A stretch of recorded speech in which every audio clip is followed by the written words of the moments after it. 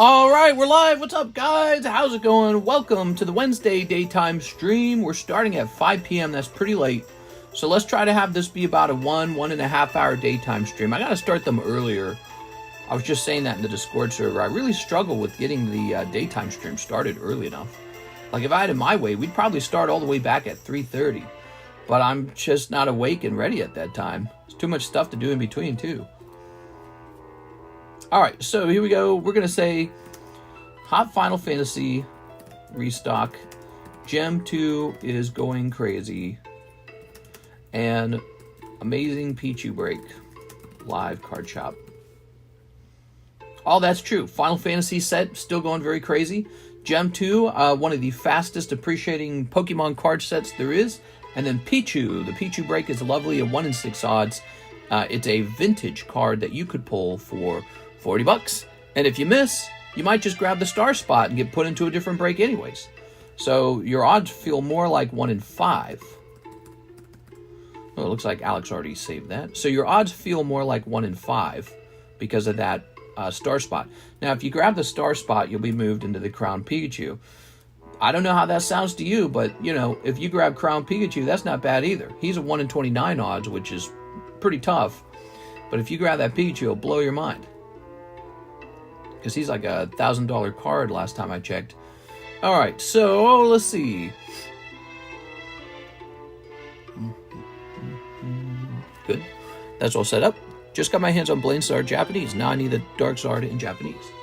Oh my god, all these cards are getting so freaking expensive, dude.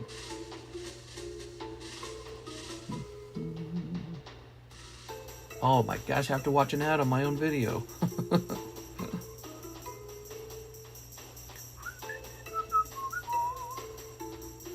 There it goes. All right, that's set up. That's set up. The comments are set up. Dude, I feel like the comments have been pushed all the way to the side. Is this like leaning? I think this is leaning. Can I tighten this? Hold on. Trying to adjust this a little bit. All right, maybe this will make it easier to read the comments sometimes. I moved the screen a little bit. That might make the comments a little easier. Oh, I see. The comments block the light bulb from my eyes. That's nice. There's a big light that shines down from the upper right-hand corner. Okay. TCC, 100 years. You on that lean, mister. Anyone been playing the game Peak? Troy, how's it going? Hello, everyone, and mister. It's Ruin. How's it going, Mr. Ruin?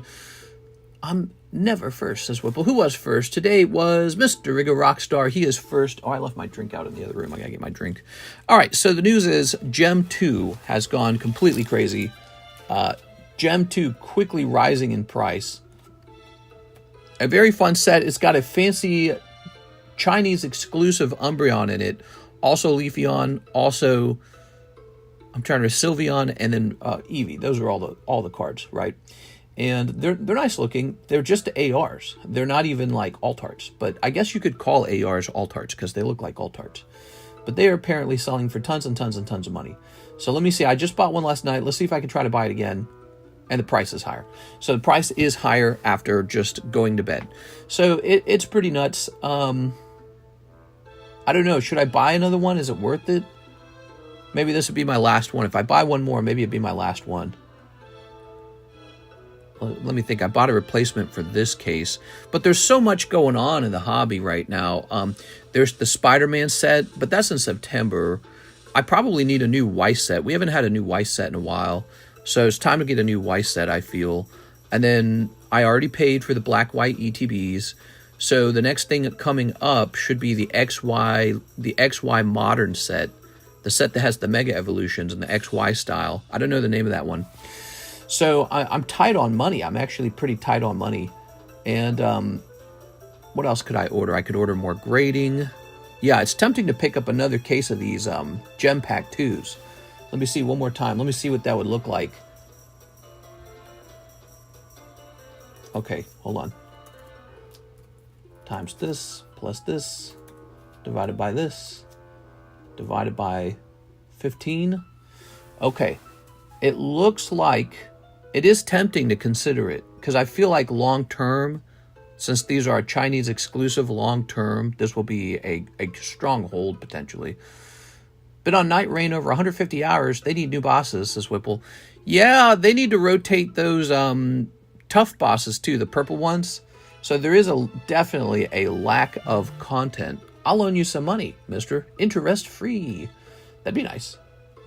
I think I am going to put in for one last case of this. It really stretches my money very thin. We're going to put in for one last case of Gem 2, and then I'm done, okay? Whatever I have left, we will just scale the price of it if we don't want to sell any more of it. So that's it. I'm done stocking Gem 2. Time to move on to other sets. But Gem 2 is very interesting, and I wonder what it'll do in the future. You know, it's a set where you pretty much have to pull the ARs. That's where all the value is. The holographic cards from the set certainly cannot be valuable, in my opinion, because there's way too many of them. All right, and so let's go ahead and host a fresh box break on 2 boxes of Gem 2. We did this last night. It was pretty popular. It went off.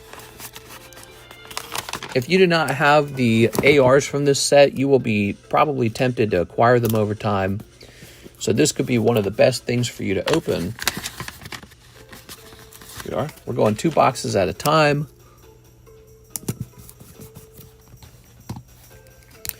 Whatever is hot, that's what we got to offer. So it's 41 and 5. That's Gem 2. Enjoy it while it's 41 and 5 instead of 41 and 6. Those are my thoughts on it. Because if it's just jumped in price 70% in 1 week, what's it going to be doing in week 2?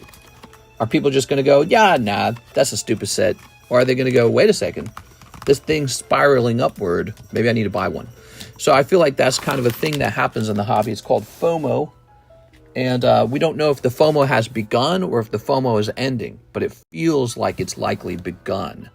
So the FOMO is likely at the start, because people probably noticed the set and didn't think much of it, and then, or some people did like it, but now if it turns out, oh, I should have had that, there could be a second wave of interest in the set from people who want to make sure they have some before it reaches stage 3, total cancer in the price. Glad I bought like 10 of those boxes. How much is a box? Dang, the market for collector's boosters went nuts for Final Fantasy. They're going to print more gem boxes since it's selling so well. You just never know. Maybe they will, maybe they won't. If they do print more, that's great. That actually means I'll go acquire a much larger chunk of it if I'm getting it for like 30% cheaper or whatever it would be. So we will acquire a larger chunk of it because bottom line, long term, it's a good set. It's a good set long term. All right, so, and there will be people trying to get, black labels and stuff like that. Come on, don't be frozen. So Gem 2, it's an interesting set. It's a Chinese set. We have more Chinese sets coming. There's a 151 with Gengar Pikachu in it. I do not have an order on that. It's really hard to get a supplier to do an order on those things. All right. Oh, what's this? Interesting. All right, so I'll place this over here now. Only collector boosters, you can get the Chocobo. First guy in line at GameStop, bought everything, Magic the Gathering, Final Fantasy on release day, except the Omega Pat. Said he thought he could pull a Chocobo in any pack. Oh, that's funny. He bought all the product, but he only needed the collector product. That's so funny. All right, Victor Kokiko, he says 2 spots in the box break. You got it, Victor. So Victor's going in. Did I did the numbers on that right, didn't I? Yeah, I did the numbers on that right. Good luck in there. You might miss, okay? So be prepared to take a sigh of frustration if you miss, okay, Mr. Victor? We offer RNG products like those breaks for people who just want to come in and have a coffee and donut. They don't want to spend $100 or $200 or $300, whatever it is. Like this guy right here is like, he would be pricey if you went out and just bought him direct. So we offer that for people who prefer stuff like that. Just a $40 shot at something. Pot shot. That's a nice Haunter, man. That Haunter's good. I would rank him like an A. He should get an A. Maybe I should start ranking cards. I think Haunter's an A. He gets an A. This guy, let me think about it. Is Holland's Electrode. It's part of the Delta species set. As a very, very, very rare card, he gets a high ranking. But it's Electrode. So he would not get a top rating. Here it is. I think he and Natu will have to fall into like a B rank. Pop 34. So the fact that it's Delta species and the fact that it's Pop 34, I would consider him a B rank card. See see, Hunter gets an A. He gets a B. I would call this probably an A+. This would be a B as well. The price is really convincing on this one. Torchic 10, huh? So Torchic is very popular, but CGC Gem Mint not as popular. However, the card itself looks very nice. I think this one gets like a B. So this is how my eyeballs see the cards. B, B, A, B. See? And this guy's really nice too. He gets an A. He's an A. If you had already bought one of these Pichus with me in a previous break, you'd already be up. This card already rose in value. It's already raised. It's already going up. Pichu's strong. That's why I choose him as a break. He's a great one. So Rigoberto Gil, one spot in the Gem Pack break. You got it, Rigoberto Gil. All right. So Rigo Gil. I don't think I want to hand out a grade to every card, but if a card's an A, I think that we should give it an A. I always want to do like a gold star on some cards, you know. But that's how my brain sees these. Like, these are decent. They're not bad. There's nothing wrong with them, really. Holland's Electrode, really solid. I like that he's actually a rare from the set, so he gets one of the holographic stars. The name's holographic. Delta Species is just a really cool set. Also, I like the fact that it's called Holland's Electrode. And what is he doing? He's, like, jumping into the air. Lots going on in that photo. Great. Pop 34. This guy's going to be rare, too. Well, they're all rare. Torchic and Natu, they're both going to be very rare. All right, let's grab this. All right, so check this out. So on the Natu, it'd be like Pop 25 or something. Hyper rare cards, guys. You're talking about the rarest of the... Oh, my God. This guy's Pop 4. He is Pop 4. Is there even one online that I'm comparing it to? Like, if it's Pop 4, I'm the only one selling it. There's no way. He's about to go up in price in 2 seconds here. Population 4, I didn't know that. See, I got to look that up when I'm pricing these. Here it is, so Unseen Natu. If there is one for sale, maybe I just buy it. Yeah, there's definitely not one for sale. He's going... I just talked myself into raising the price on this. I didn't know he was Pop 4. That's less than 10. So he's going to be a little more expensive. Don't worry, it's not going to be crazy. It's going to be $225. All right, that's not crazy. He's exceptionally rare. He might be more like an A, actually, if he's Pop 4. All right, let's see what you guys are doing. So, I sent for 2 packs of Gem before you started the stream. Did you get it? Let me take a quick look for that. Ah, here it is. Miss 6. Yes. 6, we're going to open those right now. Alexis is here. Yo, did shipping come down here? Oh, Alexis, let me come. I'm sorry, I left it upstairs. I imagine that I carried it downstairs.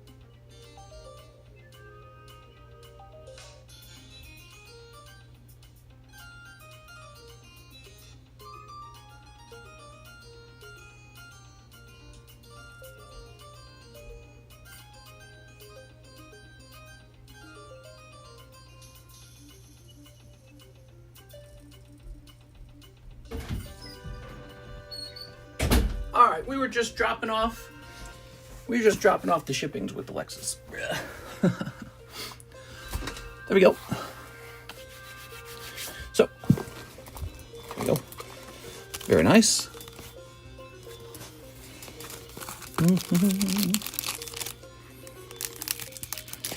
There we go.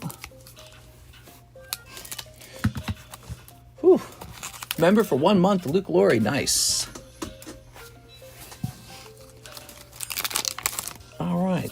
So there is L'Espion. And hey, not bad. A stamped Umbreon. All right. Here we are. Is that a new emoji? What is that? There it is. All right.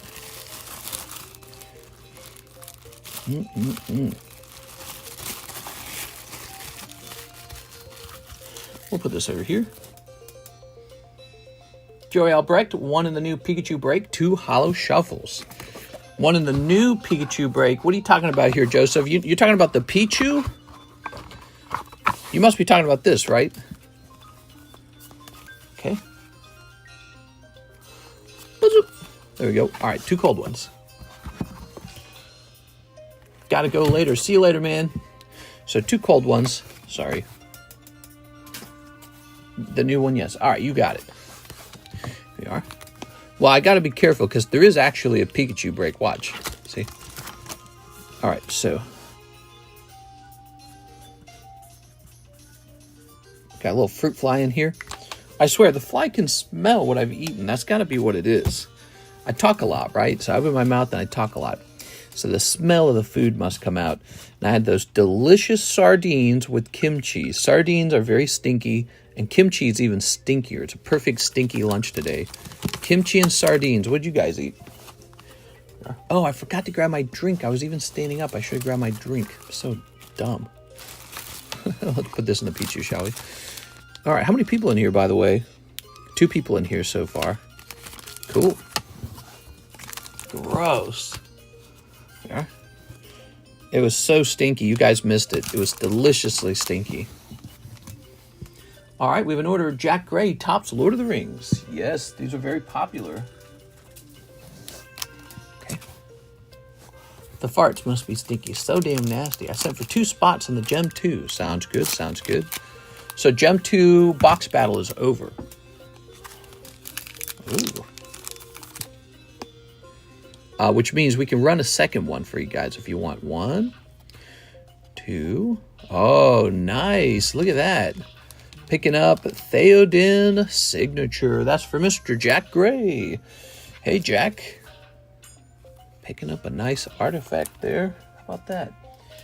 When did you think they signed these all that time ago? 2004. Really crazy to think about. Okay.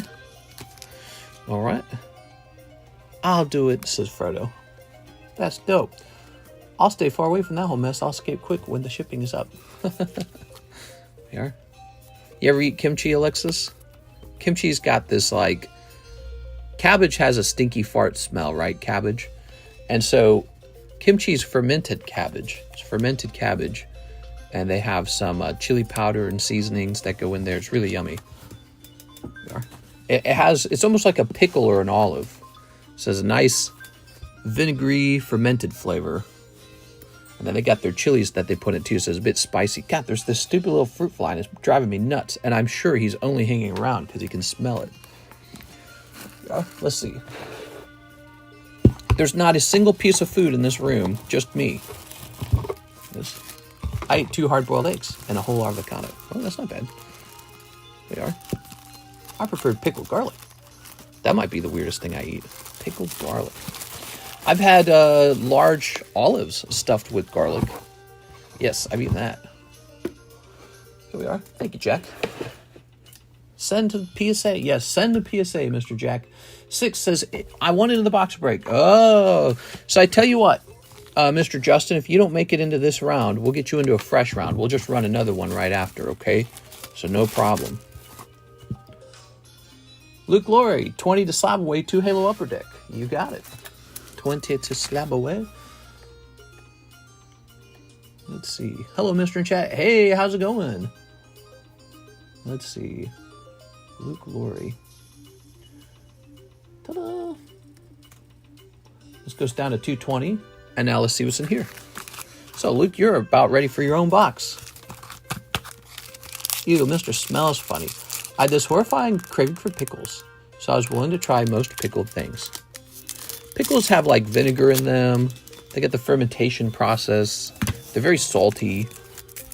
We love the taste of salt sometimes. And yeah, I like pickles and olives, and kimchi's not bad either. It's not as good as olives, but sometimes you get tired of olives and I want to try something else. Yeah. I like all that stuff. I like hot sauce. Hot sauce is kind of vinegary. Unless you get more like a sriracha sauce. That's more like a sweet hot sauce. Look at that. UNSC Mongoose. Ooh. Yummy pickles. I wanted to finish this one out. It was just empty LMAO. Yeah, a lot of people jumping into the daytime stream this time. We are. Look at that. Well, Master Chief, you also got these lovely cards too. I'll just pop them back in here for you, in fact. I like hot sauce on my burrito. There's been theories that humans evolved to like those kinds of flavors because, you know, if you have food with a lot of chili pepper in it, it was more likely that the chilies destroyed the bacteria. And so if you're somebody who ate that, you're more likely to reproduce. You're more likely to survive. So there's some theories like that. Same with fermentation. If you're a human with taste buds for desiring fermented foods also kind of avoided killing you with bacteria. You're more likely to survive if your foods were being pickled or something, salted. So there's some theories that humans today were born with certain cravings for foods like that. All right. So that's for our friend Luke. Now, Luke, you got a lot of stuff.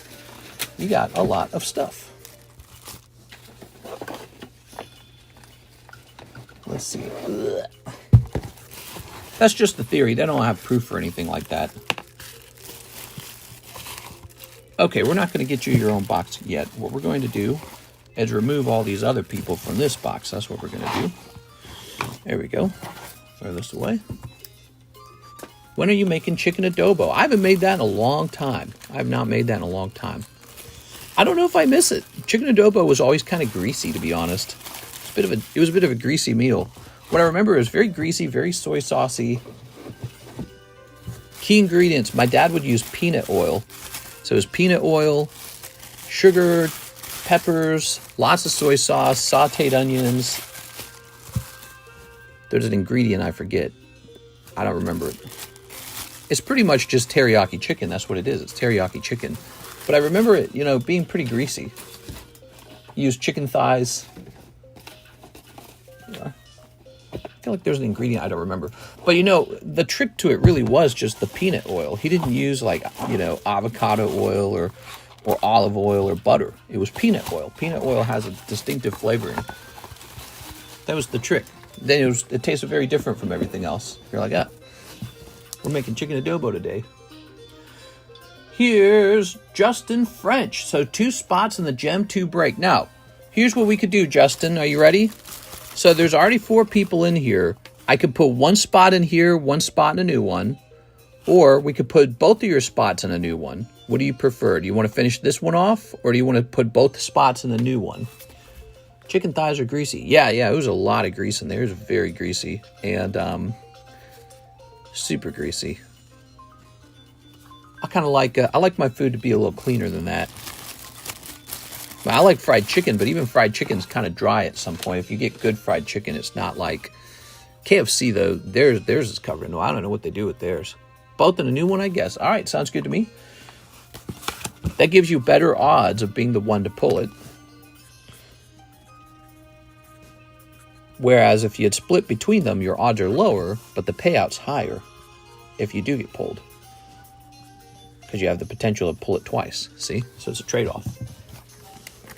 I rub my chicken in dirt. Grease makes the hair grow. I feel like there was more to the chicken adobo that I don't remember.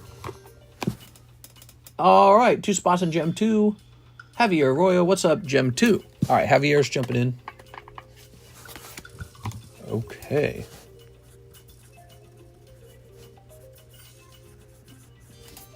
Good. Here we are. Let's count these up. 2, 3, 4. We have a set, everybody. Everyone is opening a custom booster pack. Each pack will contain 1 Pokemon card, or something similar to a Pokemon card. An additional pack will include a chase card, which I will then trade you for those booster boxes. All right, here it is. Chances of pulling both is super low, though. Yes, it's 1 in 5 each round, so you'd have to get pretty lucky. All right, let me go get my drink. I'm dying. I gotta have my drink. Ah, it's right here. Perfect. I did bring it in the room.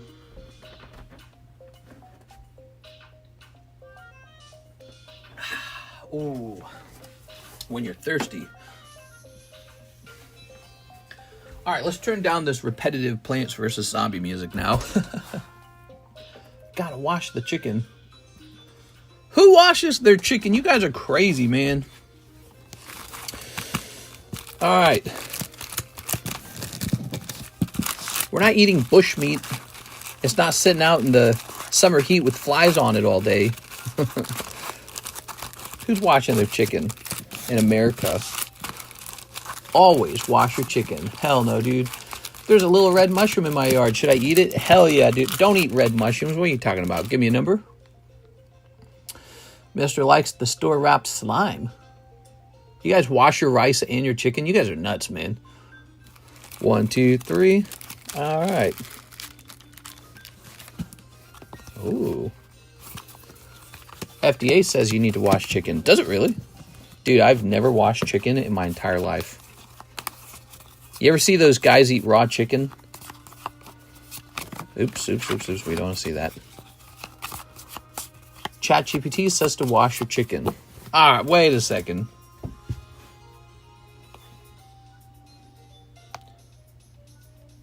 I live in the USA. Do I have to wash my chicken from the grocery store when I cook it? No way, dude. No, you should not wash raw chicken before cooking it, even in the USA. Washing raw chicken is dangerous. It spreads bacteria. The USDA and CDC both strongly recommend not washing poultry for this exact reason. Take it straight from the package to the pan, oven, or grill. Cook it to 165 degrees internal temperature. This will kill all bacteria. If the chicken looks too slimy, you can just blot it gently with the paper towel, and be sure to clean your hands and all surfaces. Summary: in the United States, grocery store chicken is safe to cook without washing. Boom! What? Washing chicken, you get the Dawn soap out? All right, give me a number. First they're washing the rice, then they're washing the chicken. What do you guys do next? Wash your dishes? 1, 2, 3, 4. That's crazy. I only eat off of dirty dishes. All right, you ready? Oops. Here goes. Good luck, everybody involved. Boom. We got Victor Kokiko. And that will be Victor Kokiko. Did he buy 2 spots? I think he did. Victor Kokiko. That's Rigoberto Gil. Mr. Victor Kokiko. He took a risk on that one. Mr. Javier, and Miss Six. Sorry, Miss Six. All right, guys. So, Victor Kokiko is having a lucky day today. Be sure to wish him good luck. Do not ever hold any bad feelings. It is, or you will never be able to enjoy the breaks because you'll be frustrated. Toss this over here. So, Victor, you just won $1 million. Where are you going to spend? I'm going to Disney World. Victor, you know, if he had missed, he'd have lost $80 instantly if he had missed this round. So he was taking a big bet. Justin's about to take a similar big bet on the next round because there's another round running immediately. Okay, so Justin's taking the same bet. He could lose $80 instantly in value. I mean, you are picking up a comment card, Justin. That's pretty good, right? I'll leave this on the table so I can remember who it is. And here is Justin Flint. I'm buying hookers and Coke. Here we are. No, you're not. Let's go grab this. You know why? Because when you're done with the hookers and Coke, you don't have any Pokemon cards. You could have had Pokemon cards for the same money. Yes. All right. Let's see what we got here. Everyone that said, I'm going to Disney was a paid sponsor or paid endorsement. Sure. Advertising is a powerful thing. Advertisement. I think it'd be cool if we made our own product one day. What do you guys think? We should make our own product. I think it'd be cool if we made our own, like, miniature card game. Like the Divorced Dad guy. He made the Divorced Dad card set, and I bet you he has made a lot of money from that. It kind of started from scratch. He probably sourced a company like in China that would produce the card set. It's not considered like, you know, it's not as so official like what Metazoo did, or obviously not like what Pokemon did. It's just a little for fun thing he started. And I bet you he ended up making a lot of money from that. I think it'd be fun if we did. Divorced Dad cards are hilarious. Yeah, exactly. I bet we could do well if we made our own product too. Maybe I should be working on something like that. Maybe I should be talking to China card producers saying, hey, can we hire you to produce some cards for us? And then what we would do next is we would hire some artists. So we'd need some artists, and me and the artist would work together to put together something cool, and then get a box of that over here. And it doesn't have to be like, we don't have to like be trying to change the world. We don't have to try. That's the same with Cardconomist grading. We started Cardconomist grading. It was just kind of like a fun in-house thing. We ended up grading 10,000 cards. That's nothing to scoff at. 10,000 is cool for one guy, for one little group. That's really cool. And anyways, all right, let's sneak these. Sad gamer card set. Divorce dad cards are hilarious. All right, there we go. Very nice. Mister, your wife's art, it's amazing. Yeah. She could have some fun. I bet she would help out. She likes that kind of stuff. But it would be fun. I just don't know what we would make. Remember last time we talked about this, we joked we'd make like a femboy card game because no one else is going to make that. Oh, there's stamped energy cards. We'll make a femboy card game set. It is. But we didn't really have any super good ideas. And it's not really something I'm brainstorming at the moment. Hire your wife as an artist. Here we are. Very nice. Do BBL smell good? What? I bet it sells. I think somebody would open it for the fun. Maybe you could send it to your, send a box of it to your friend. Make sure his wife opens it. Honey, what are you buying? Everyone in here eating healthy. Meanwhile, I'm getting Taco Bell. Yeah, Taco Bell is not the worst thing in the world. Just don't get the nachos. Go get, when I was a kid, my mom made us eat bean burritos. Taco Bell was one of the very few fast foods we were allowed to eat when we were young. My mom was like a health nut, and I was much healthier as a kid than an adult. But she liked Taco Bell because Taco Bell had bean burritos, and she somehow knew that was healthy before the internet was out. She's like, yeah, we can get bean burritos tonight. So on a rare occasion, we'd get bean burrito night. Every kid would get 2 bean burritos. That was like an order for like 22 bean burritos, by the way. That's why we didn't go out to eat much. We couldn't afford it. 22 bean burritos, one meal, just one meal. So do the math on that. We are, ooh, Vaporeon. You mean Taco Hell? McDonald's is better. A lot of master balls. I'm making tacos right meow. About to get some sushi. A real American waifu set. I think it would be fun, like a passion project, if I made like a card set that educated you on like economics. That'd be fun. Like a financial card set that helps you think about concepts like, time value of money, economies of scale, your 401k. Like how does it really benefit you? Does it benefit you? Maybe like an idea like, oh, there you go. All right, Victor Kokiko. We're getting closer to the end. He picks up a lovely Eevee this round. Congratulations.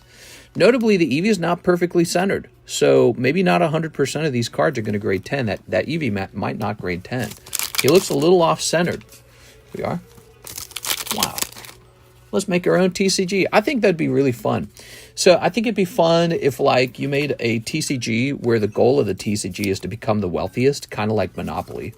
But instead of playing on a Monopoly board, you just play with a deck of cards. Here we are. Ooh.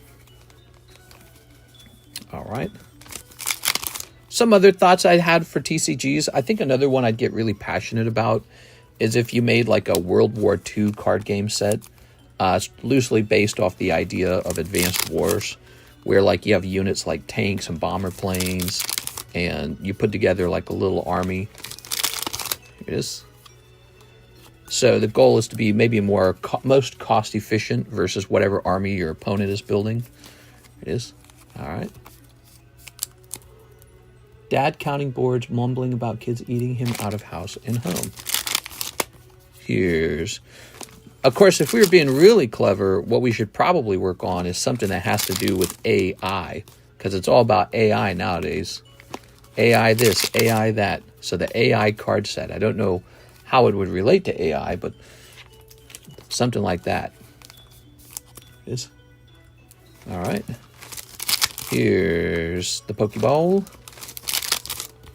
And Flareon. All right, there we go. Thank you, Mr. Victor Kokiko, for participating in the box battle. Scary box battle, guys. No AI, hire me. Oh, I don't mean for the art. I meant for like, it needs to like have some sort of mechanical interaction. Like maybe in the middle of the game, you take a picture of all the cards and the AI makes a decision for you or something, like who wins. How cool would that be? So imagine you're putting cards down based on what your opponent puts down, but you don't actually play the game yet. And then when it's all set up, you take a picture of one player wins, one player loses, something like that. So like it's almost like you're putting together a mosaic of your best cards, but your cards are a response to whatever you see your opponent putting down. And then maybe you take a picture with AI and AI says, I've done the calculation, player 2 is the winner. Something cool like that. You know, people, it's when you can do something that no other card set can do, and it's because you're using a new technology, you kind of get ahead of everyone, right? So it's anytime you can incorporate some sort of new technology that no one's using yet, it means you're first to do something, and that tends to perform better as a product or a video. AI took over Wendy's drive-thru. Yo, Jacob, did you go to Central High School? It could be done. Need a cool brand story behind it. Sure.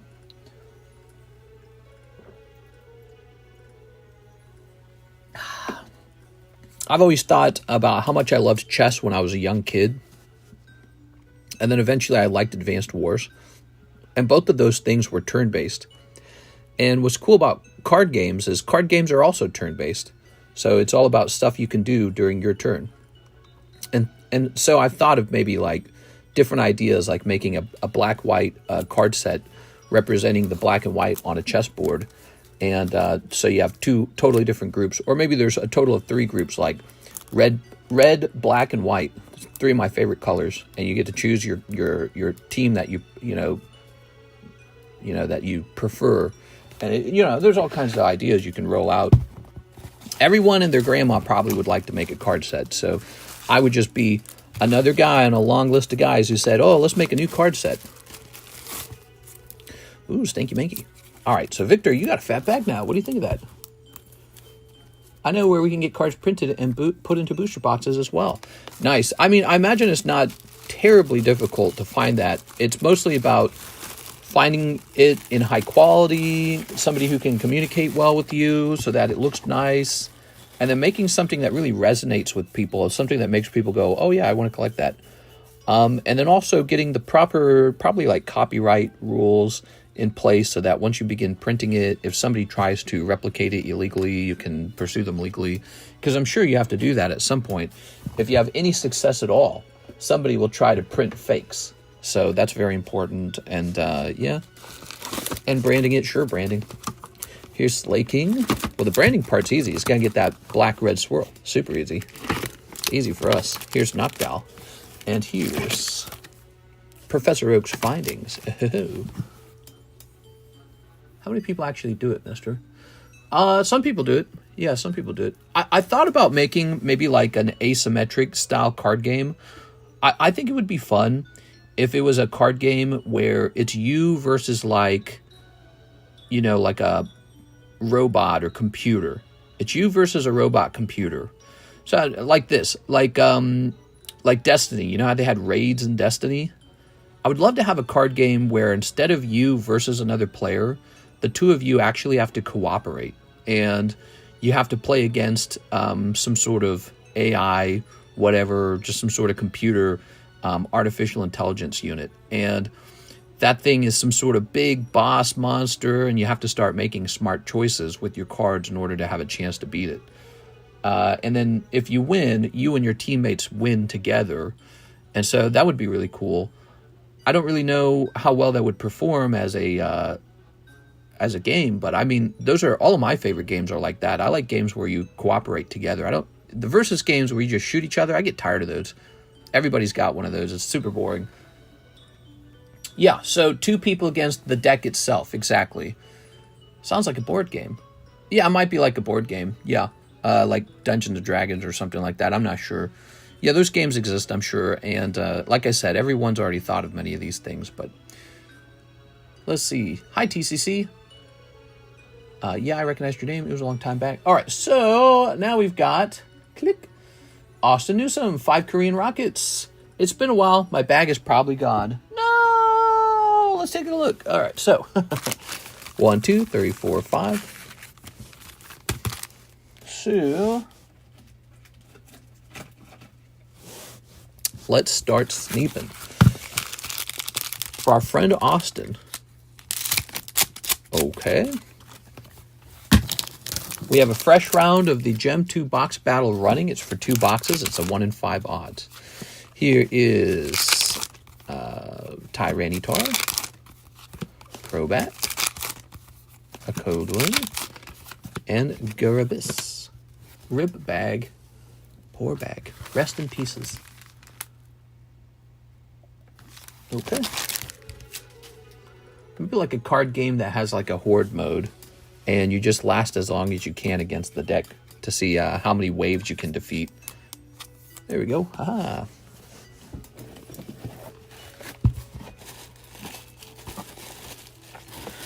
Austin, Austin, Austin. Apple, Arturo, Austin Welsh, Armin Lofi. Yeah, I don't see one. Well, your new bag has a beautiful Tyranitar in it. Here it is. Okay. There we go.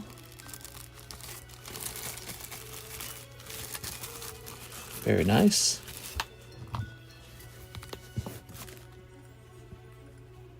Austin Newsom.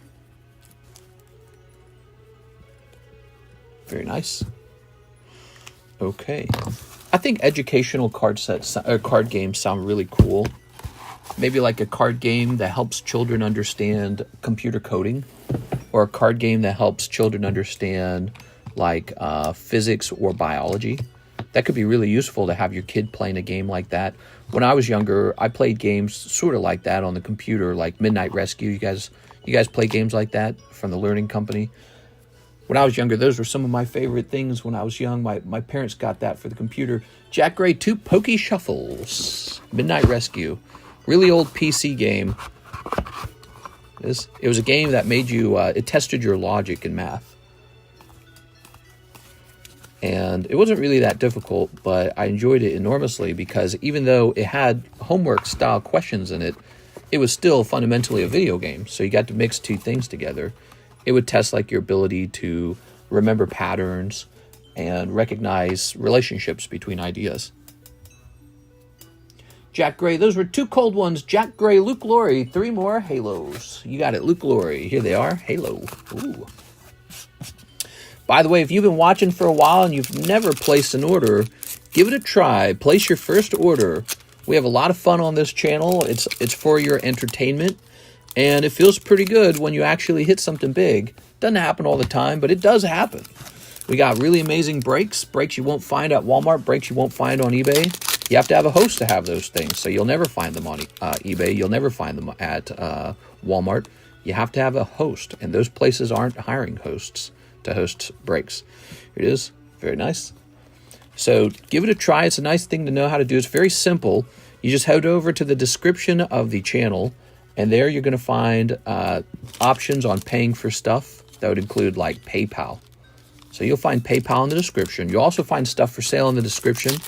And obviously some stuff is not in the description. Some stuff is just for sale right on the table. We always have new inventory coming in. We have the latest sets. Here's one of the nice things about this channel. You can almost always count on it being in stock. So, you know, if you go to your local Walmart, you can get it cheaper at Walmart. But Walmart doesn't always have the product.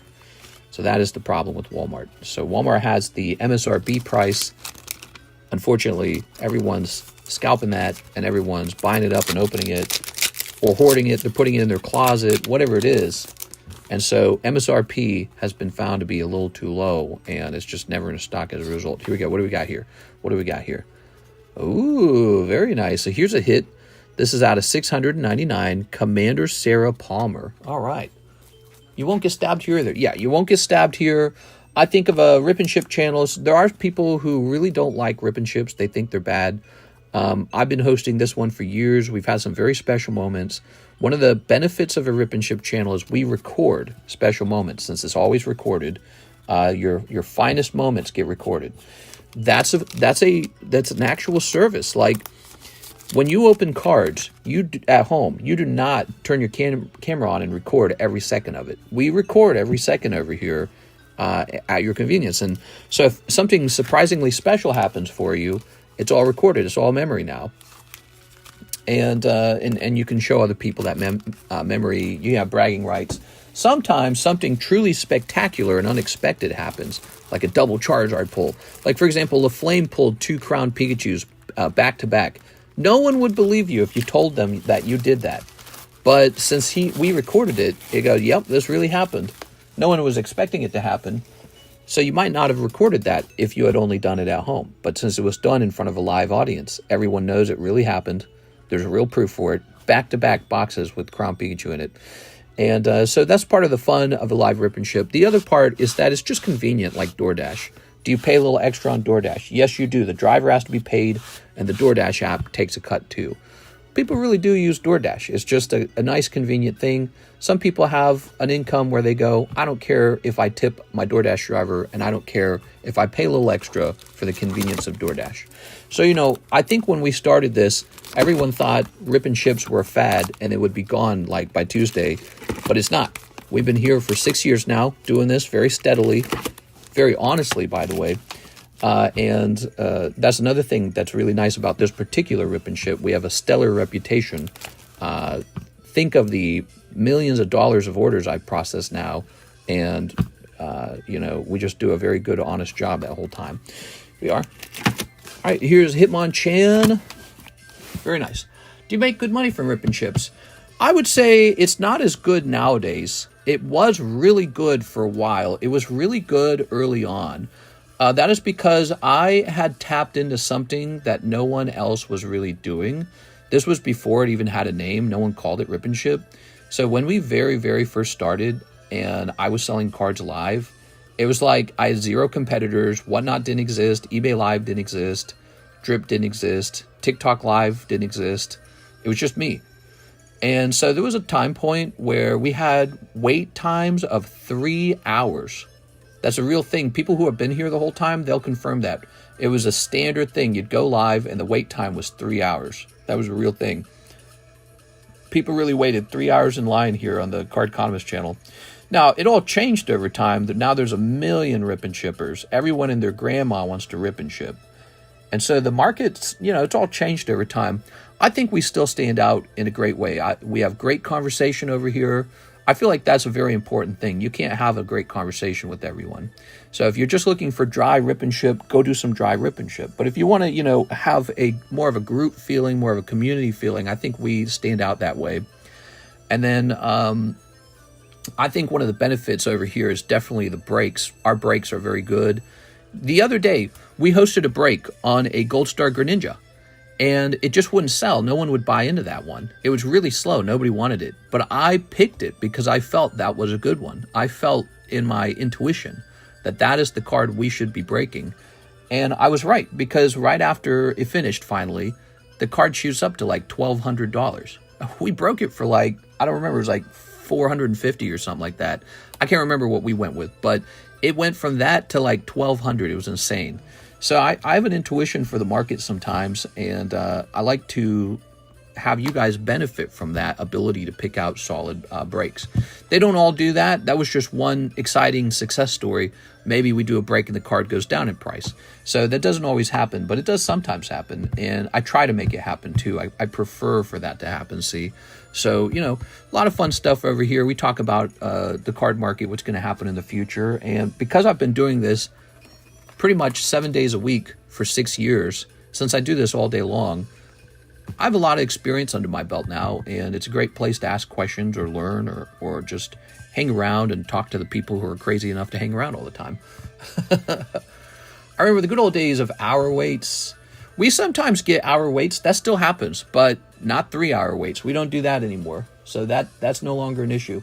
Of course, another thing you could say is nowadays, here you go, six is next. So the other thing you could say is nowadays we have 2 streams. We have a daytime stream and a nighttime stream, and that splits the audience up. And that's only possible because Alexis helps me with the shipping. Back in the day, I did all the shipping, and so we only had one stream, the nighttime stream. So, you know, you could argue some of the pressure has been alleviated also by the fact that we host 2 streams. And what'll happen is some of our group, some of our followers will spend their amount that they're willing to spend in the daytime, and then in the nighttime, there's a shorter wait time as a result. But yeah, it used to be one single stream, and then I had to do all the other stuff by myself. So Alexis really saves me a couple hours, and it's very useful. Here we are. Do you ever watch some of the real old stream? There's some classics. No, I I don't think I could stand to listen to myself. I'd hate it. It is 6. I've been doing YouTube for like over 10 years now, I think, and I still can't stand to listen to myself. Who's this blowhard? Oh my God, does he ever stop bragging? Oh no, not the whistle. It's so terrible sounding. All right, so here's Teresa McHaney's Slab Away Payoff. Here you go, Teresa. Let's see. Teresa. Triplet Cats from March 25. Triplet Cats. What could that be? Huh. Let's go looking in this box. Streamlabs lady live on the recordings. Oh yeah, that must be fun. Miss Teresa.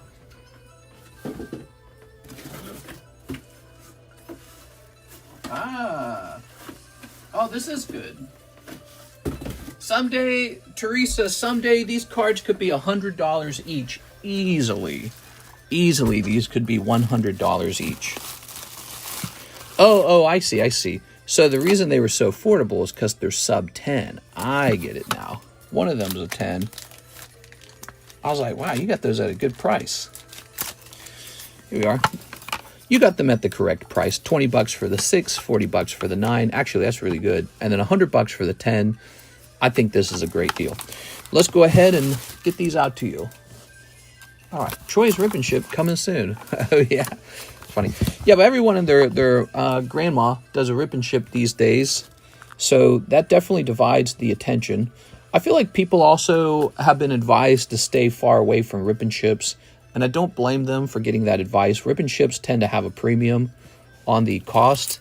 I mean, they almost always exclusively have a premium on the cost, and there's some exceptions to that, depending on how that person is able to stock their product.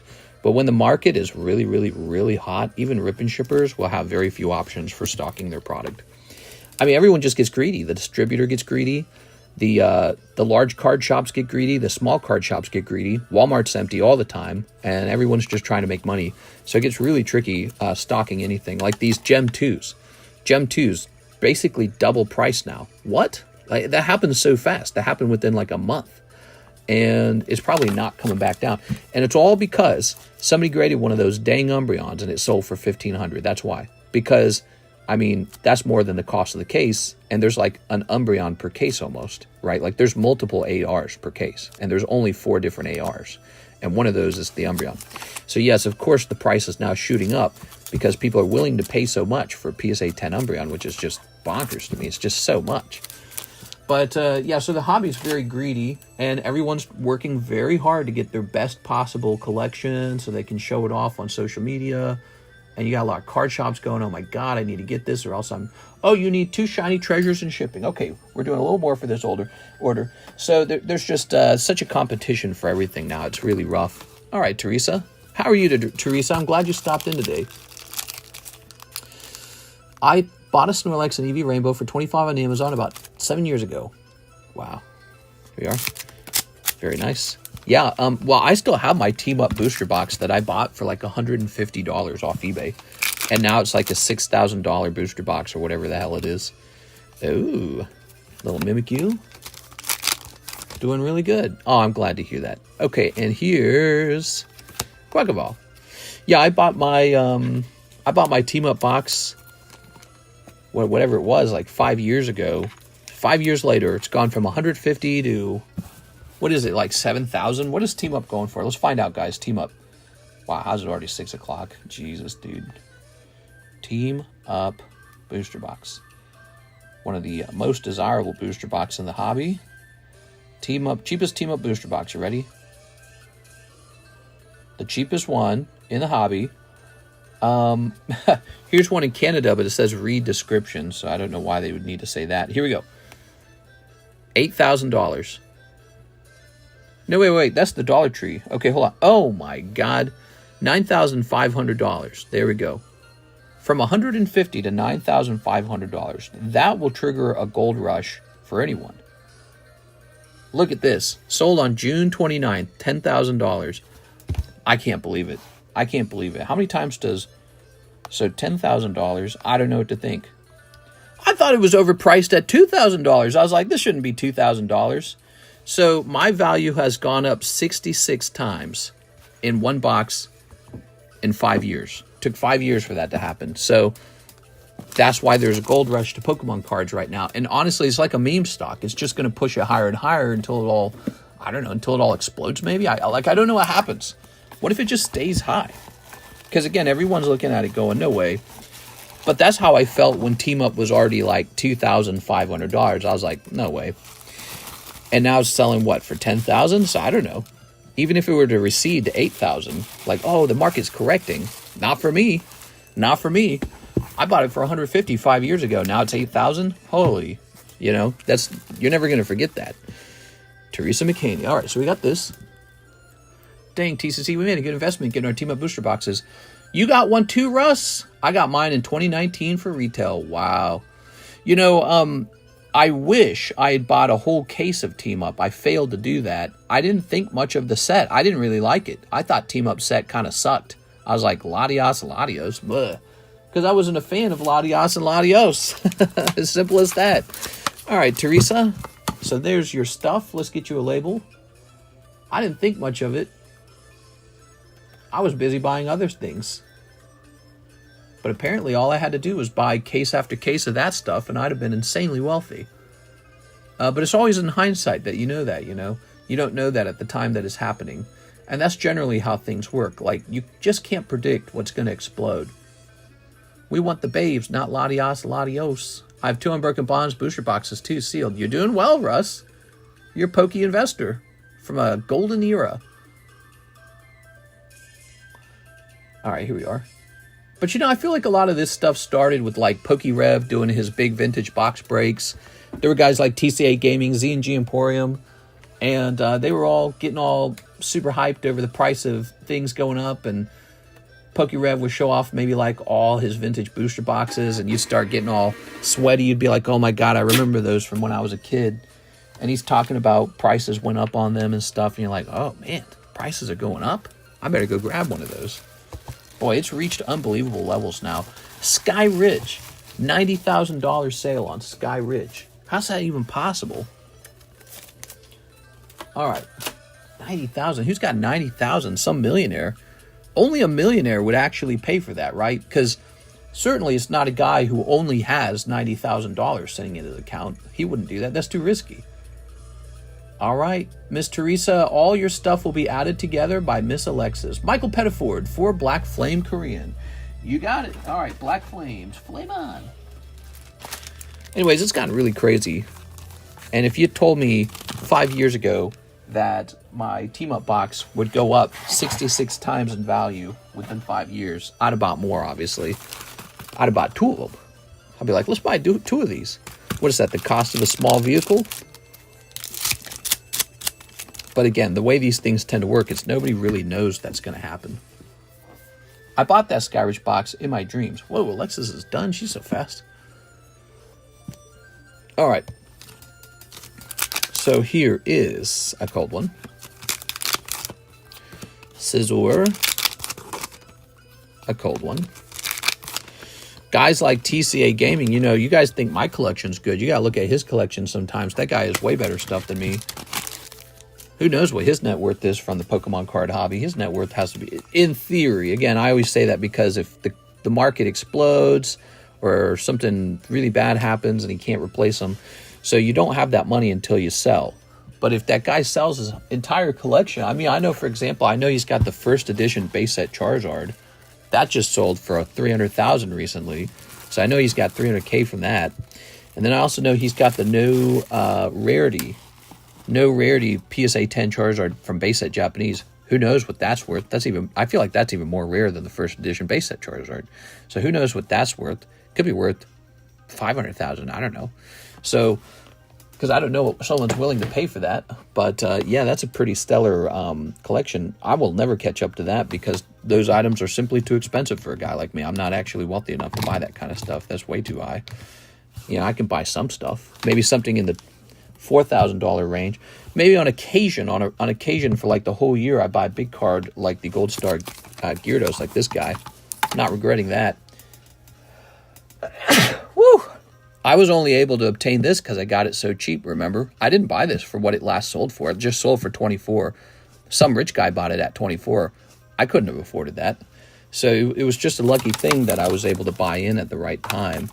But we saw the video of the Simon guy from America's Got Talent. He's buying Pokemon cards for his son. How many millions does that guy got from being a celebrity for so long? All right. So here's Garrett. I always sneeze in this room. Korean Terra Festival. Do I have a spare Korean Terra Festival? Because I feel like I do. I feel like I've got one in here. Do I not? I'm going to be so sad if I have to stand up and go get it. All right, I'll be back. Korean Terra Festival.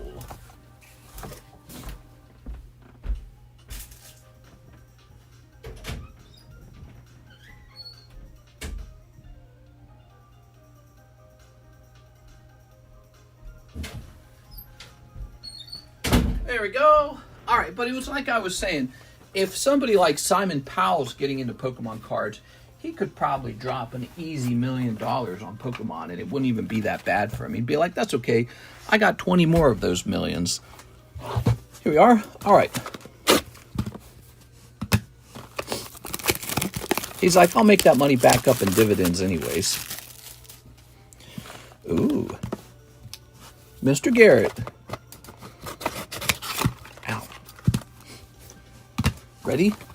Sally House by Charizard. You know what's crazy? I could have bought a Lost Thunder booster box back then, but I was getting back into Pokies. Oh, yeah. So Lost Thunder did not do as well. Because Lost Thunder, even though it's got some solid pulls like the Rainbow Lugia does not beat Altart Magikarp, Altart Gengar, and Altart Latios. By the way, back then, nobody knew that Altarts were going to be the thing. Nobody knew that. Nobody knew Altarts were going to be the thing. Most people thought it was Rainbow Rares. Here we are. For example, I've got a lot more Unbroken Bonds than Team Up. You know why? Because Unbroken Bonds was a Charizard set. That's all. No other reason. I was like, I get the set with the Charizard in it. And I got Cosmic, because Cosmic has Charizard in it. That's it. Luckily, I got Cosmic, because Cosmic's got some Altarts in it, too. But I've got some Lost Thunder boxes, and I got some Cosmic boxes. But it was really Team Up. You should have gone after Team Up. Now, we know that in hindsight. We don't know what to go after today. We don't know what'll do that again today, or if it'll all recede instead of going up. All right, here it is, a box of Terra Festival. Good luck to our friend Garrett. I love the Korean stuff. All right. Okay, so far so good, nothing crazy. Here's your SIR or SAR.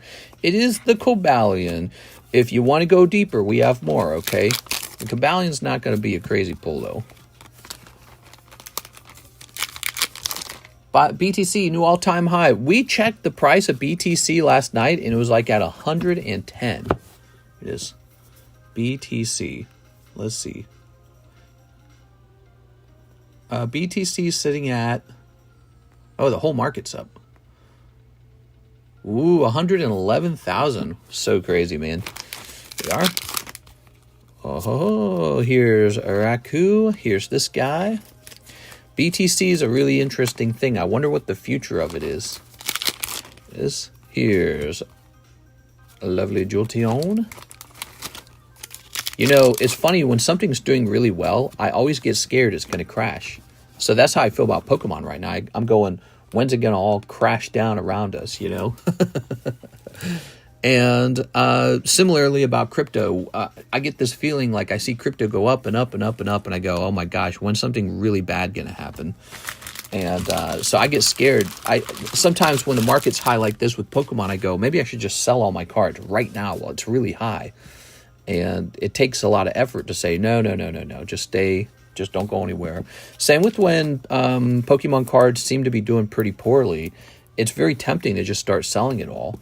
And I did sell some of my cards when it was doing poorly that now I wish I'd held on to. But I didn't sell all of them. I actually held quite a lot of them. I was like, no, we'll hold on to these. So I was as patient as I could be in a bad market. I only sold a couple cards. And I was very lucky for that, because we didn't know how good it was about to get in 2025. Be scared when BTC is at 1 million. It's not time yet, mister. I think the bull run's going to last until January. Same R1. Imagine if I at least invested 1K back in 2014. Oh, man, into Bitcoin, you'd be so rich today. All right, that's for Garrett. All right, Garrett. You are Garrett? I made a good choice in going team up and unbroken. I just got the boxes because I like the sets.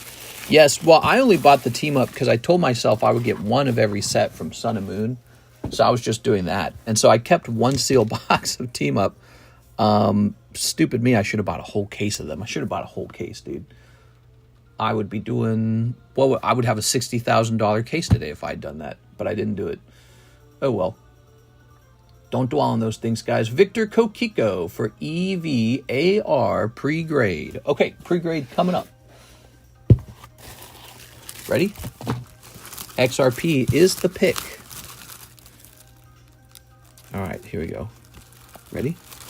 Get in the Star Wars break. Dang, should have got a case too, Sai. Yeah, we're lucky. We got at least one box of it. I do think this card is borderline, but I think it's got a shot. Let's check the back. Oh, no, your card's no good. Your card will not grade 10. You've got some issue on the corner right here. See that? You may be able to flatten that, okay? I don't know if I want to do it for you, but that clearly is some sort of upward curved corner, and PSA will catch that and cause it to fail grading 10. So for this card, because of the corner and because of the slide-off centering on the front, which you can see clearly here, I'm going to give this probably a 9 for now. All right.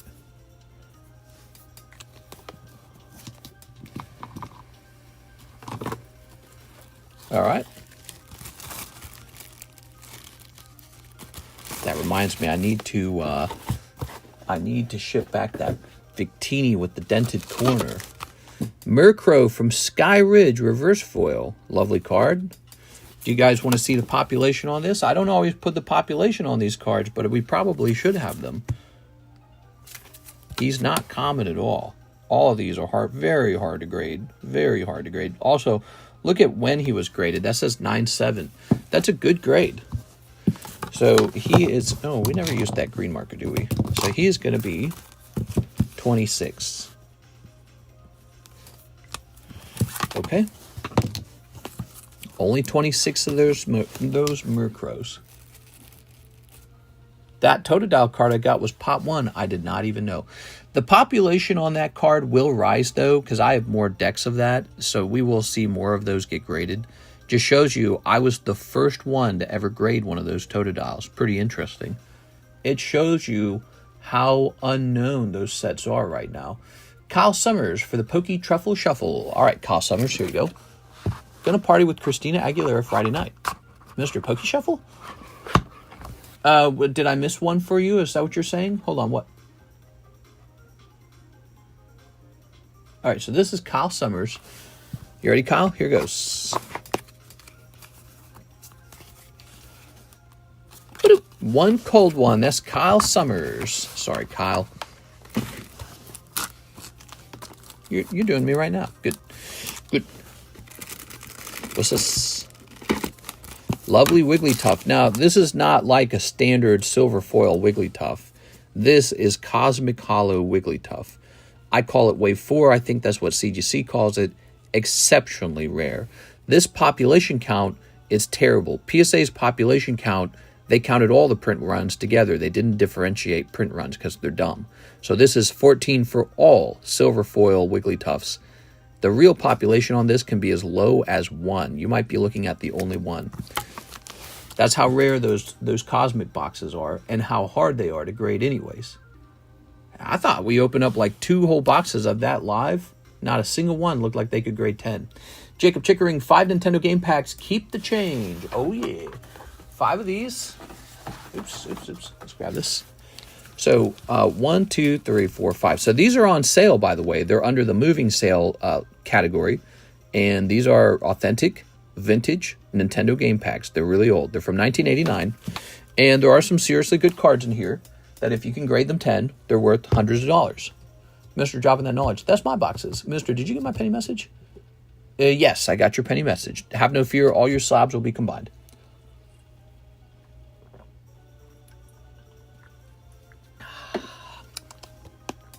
All right. Any Wheezing Coughings vintage slabs? Yeah, actually, we have a dark Wheezing right now.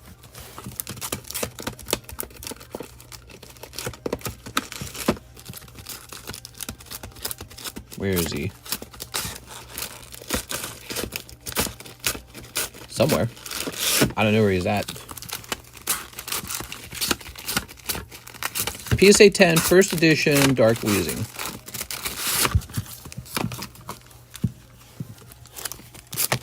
Sells for almost nothing. Is $150, very affordable.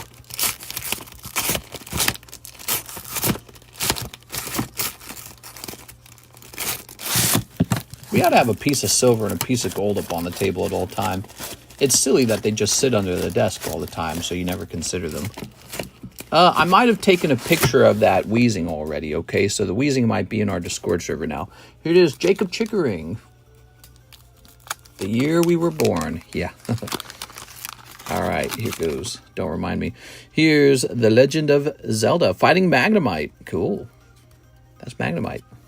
Okay, here's Link dodging a second time. Here's Punch Out. So these cards might do okay. Linda's a waifu card. I like this card a lot, although you can tell this one's shifted to the bottom left-hand corner.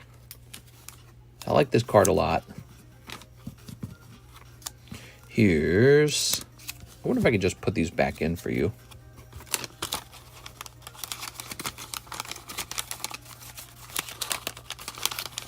Ah, man, that's a bit of work just for a sleeve there. Hell, we're spring chickens. Yes. What? I'm not a chicken. You're a chicken. All right. Super Mario Brothers. Double Dragon.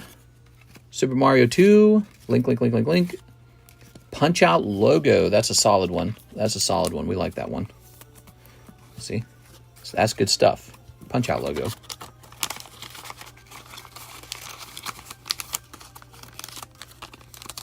Okay. Wonder how they came up with the name Tops. Okay, so here we have Legend of Zelda. Here's The Adventure of Link. Punch Out.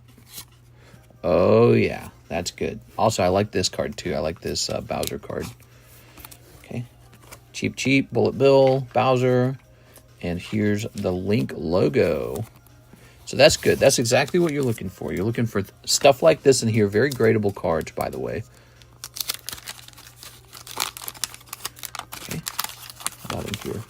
No Silver Tempest. I've been out of game any Lugias. We do have a Silver Tempest Lugia that we could host a break on, but we won't be considering that until the current Crown Pichu is sold. Not bad. 2 Legend of Zelda logo cards. You just need the last one now. Maybe he's in this pack. Okay. Zelda. This guy, Punch Out. All right, so nothing clever coming out of the last pack. 1, 2, 3, 4, 5. Let's slide these back in here. Those are the Nintendo game packs. Really affordable right now.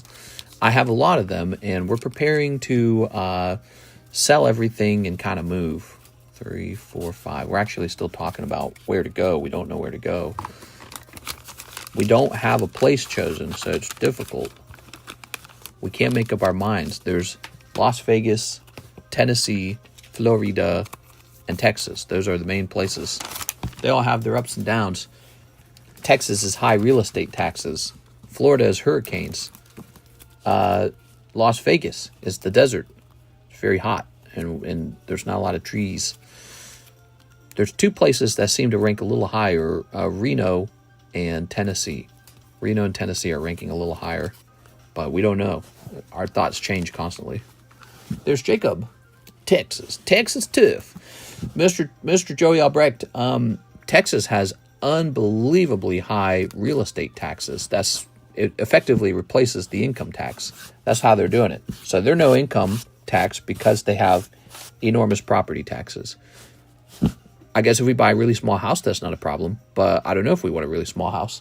Here's Jacob. I think we want a reasonably large-sized house because you don't know what it's like to store a whole card shop inside your home. Like, you have to have a large enough home or else your entire house is just cards and it's like, oh, no, we have no room for anything. So we have to have something large enough because Karis uses an office, too. She's also a remote worker. So she needs an office. I need an office. We need a storage room. We need a shipping room. New bag? Jacob Chickering, new bag.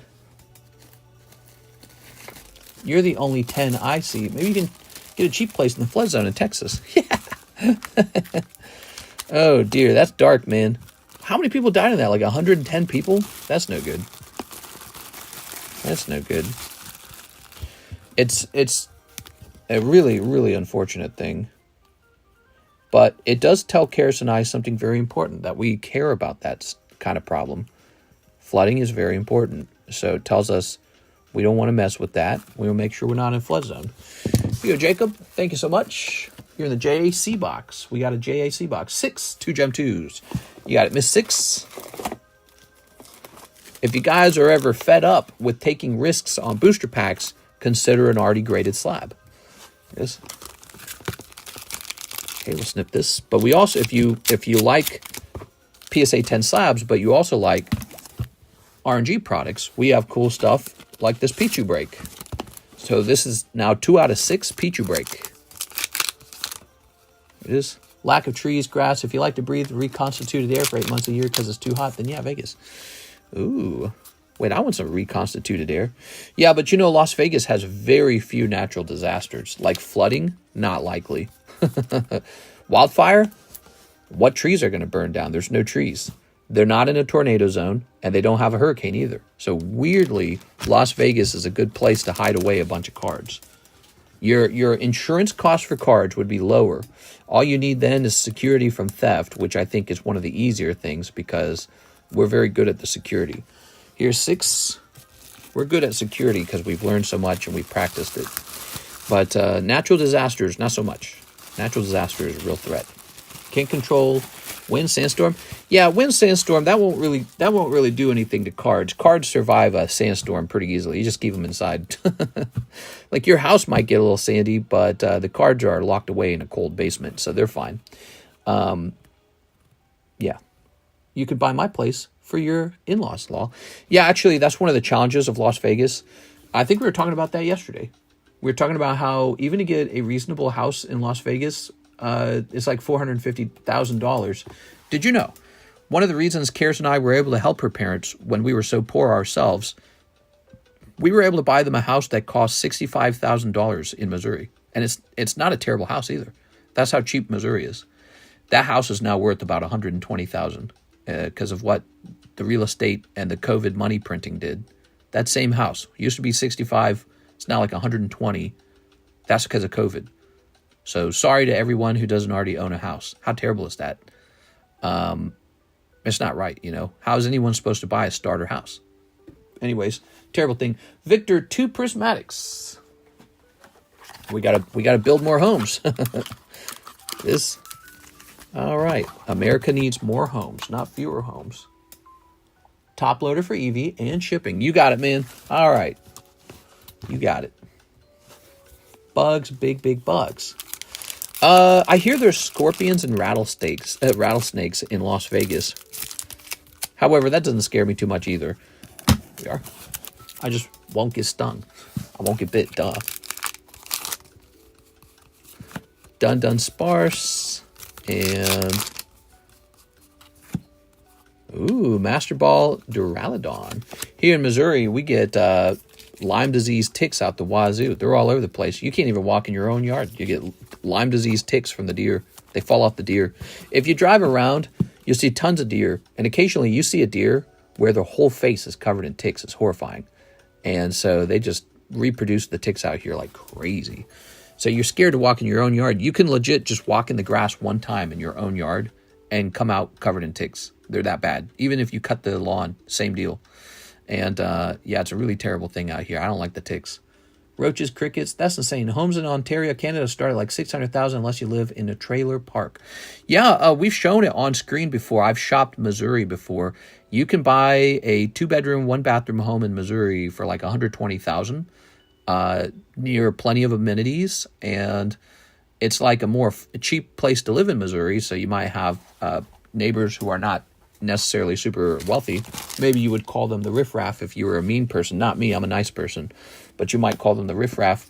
But you can buy a home like that, live reasonably comfortably, and have access to all the good stuff. You know, you're close to the St. Louis city, the Muni, the park, the zoo, the science center. You got Walmarts all over the place. Walmarts, Home Depots, whatever it is you like. That's the St. Anne area of Missouri. We almost bought a house there ourselves. We ended up moving to St. Peter's and getting a $90,000 condo. That was our very first home. And it was a very important step for us to build wealth to buy that home, because when we moved, we sold that condo for $140,000. So that was a very important step for us, because that had an effect on what we were able to buy ourselves. Missing out on market appreciation is no-no. Of course, you don't know if the market's appreciating now that interest rates are at 7%. But it's likely they're going to lower those interest rates soon, unless Jeremy Powell, the Secretary of whatever he's called of the Federal Reserve, what's his name? Chairman? I can't remember. If he stays in power and he decides to keep the interest rates high, that could keep house prices down for a while, but at the same time, will keep you locked into a really bad mortgage.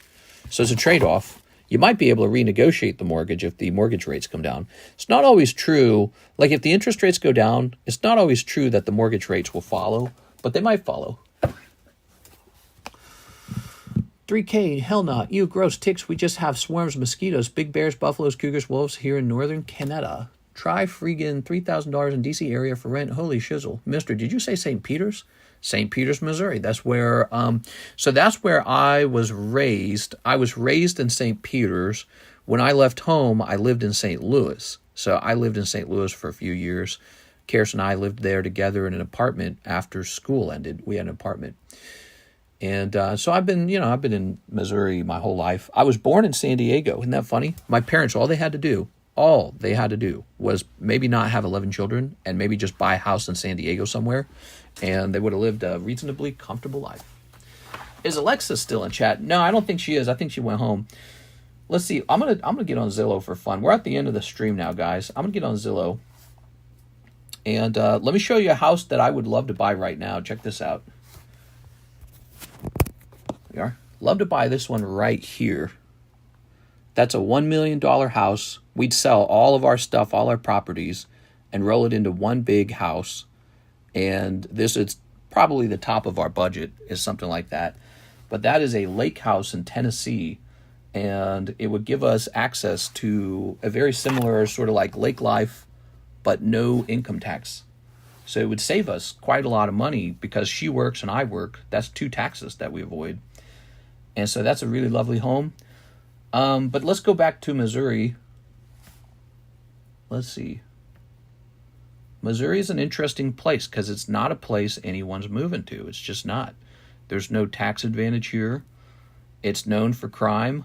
St. Louis is known for crime. It's like, what are you famous for? Crime.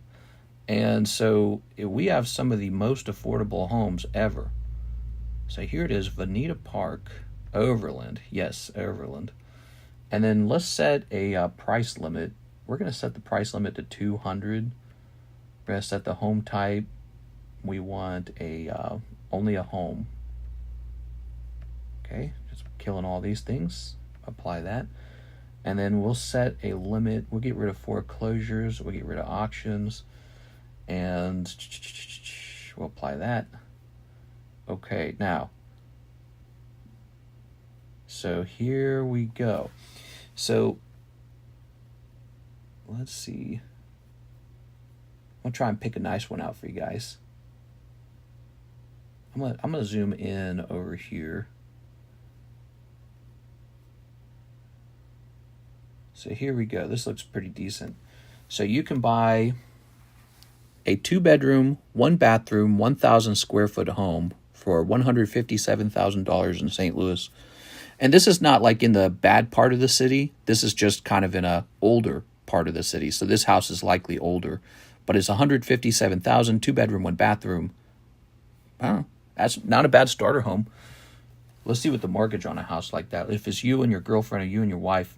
So here it is. So built in 1925.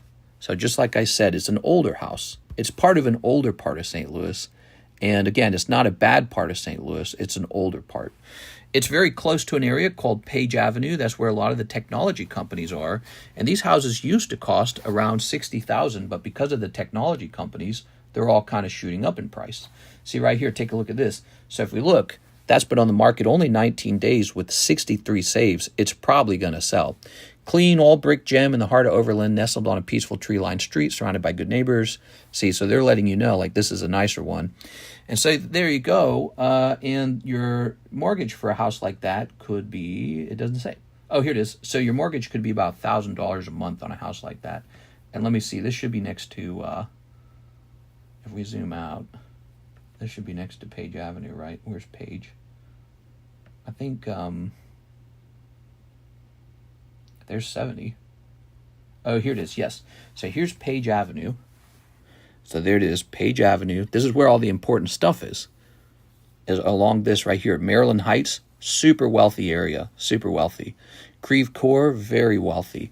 And so you're just right over here, really not that far away. And this used to be considered kind of like a rundown poor person place, and is being bought out by people who are getting jobs in this area, because this is where all the technology and super wealthy people are at.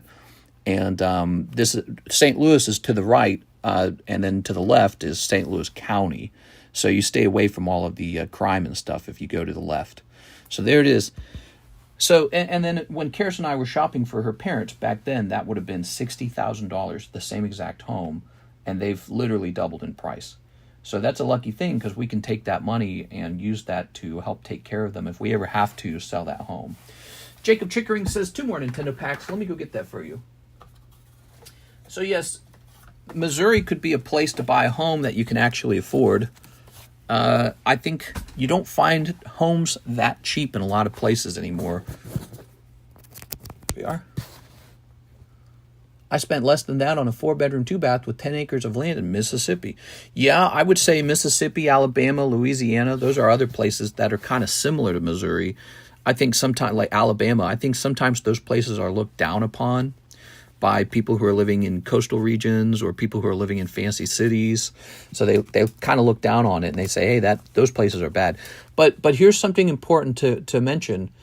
That house is located next to all the good stuff. So it's not just a small house. It's a small house that's it's like a 20-minute drive to the Arch, and all of the amenities of the city, like the Muni and Forest Park, all of the big colleges, Washington University, St. Louis University.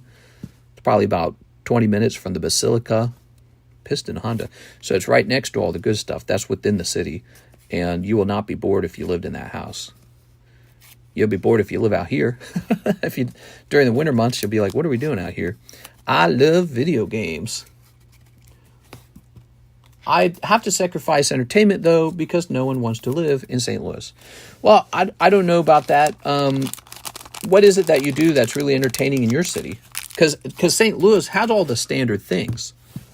It has there's nightclubs, there's bars and restaurants, the Galleria. They've got the Galleria Mall. It's a giant mall. It's actually one of the only malls in Missouri that's always super busy. It's got all the standard stuff of a city. That's the thing about cities. They just all kind of have the same thing. But yours might have some absolute advantage in some particular area, which is something Karis and I think about a lot. We think about what's an area that has something very special going on for it that can't be matched.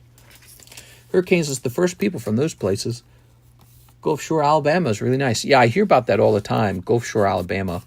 The problem is it's in competition with Florida.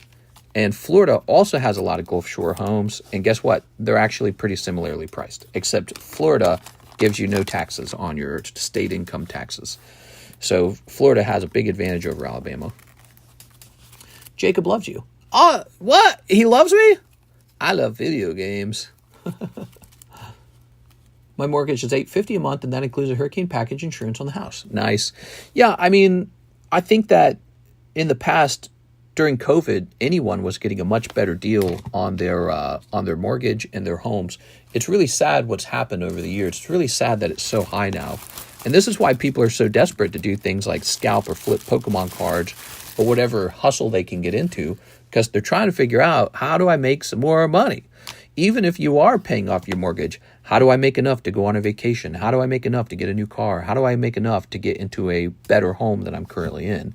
And it's so challenging now that you have to look for every possible, thing that you can get your hands on. So it's really bad right now. Okay, thank you so much, Jacob. I really appreciate it. Okay. I think we are all done. That was an hour and a half, guys. I see no more orders in the queue. No Shining Legends box. No Shining Legends box. But I can go shopping for one if you'd like. I'd have to sacrifice entertainment. Let's see. Yeah, St. Louis, the plus sides to St. Louis, they have something called Forest Park. It's this really, really large city-owned park that's free to anyone. Big, beautiful walking space. They got a big, beautiful pond lake thing going on. They got this outdoor Broadway called the Muni. Probably one of the finest things about St. Louis is the Muni. So if you want to have good memories, go to the outdoor Broadway play area of the Muni. It's massive. It's really large, bazillion seats. And they got this big back row, and it's all free. It's humongous. The back row of the Muni is free. Thousands of chairs back there. And that whole area fills up every single show. The people line up for hours to get the free seats. And so you're pretty far away because you could get the paid tickets and watch it up close. But the free seats in the back, they always fill. And then there's these huge bathrooms and food vendors near the free seats. So they make their money on that, I'm sure. And then they'll do major Broadway plays down there, and it's great talent. It's really fun. It's outdoors, so you get that hot summer nights. In fact, they're doing them right now. So if you were in St. Louis, I would advise you to add to your vacation trip to go to the Muni for a nighttime Broadway play for free. You don't have to spend $1 on it. You can bring your own food. Just bring some bug spray because the mosquitoes are annoying. Bring your own food. Be prepared to stand in line for a little while. You got to get there early before the show starts, which means you got to stand in the sun. It's pretty hot. Bring an umbrella. And you can bring a Frisbee because since it's in Forest Park, if you have a big enough group, you can play Frisbee with each other in the park. It's actually really nice while you're waiting for the Muni to open. Then you shuffle in, you grab some good seats, hopefully an end seat so you can get up and down if you want. Everything's really nice. It's a very premium feeling. It's all built really well. And then they will play whatever they're playing. I don't know what they're playing. Giveaway card? Giveaway card? What do you mean a giveaway card? Let's see. The Muni schedule 2025. So we're in July, right? So they're currently playing Frozen. Disney's Frozen is what's being played at the Muni. Oh my God, it must be so packed. We went there for Beauty and the Beast, and it was really good. And we actually bought tickets for that one. They weren't even expensive. They were like $45 a piece for the tickets that get you up close. So they weren't even expensive. They got like 1 million seats. You could throw a Frisbee as hard as you could from the top back seats, and it would not reach the stage because there's so many seats. And then, it's a really lovely night. With a lot of acrobatics and singing. And when the show's over, everyone stands up. You get a lot of people dressed really nice, and everyone starts walking to their cars, and you walk through Forest Park to your cars. It's so nice. So it's a very, very nice thing. If they're doing Disney Frozen, it's probably packed as hell, dude, because anytime it's something popular, you really have to fight to get a seat for free because there's only so many. All right, so guys, I'm going to hop off now. Did you ping? I think I pinged. I'm going to hop off now. We had a nice daytime stream for Wednesday.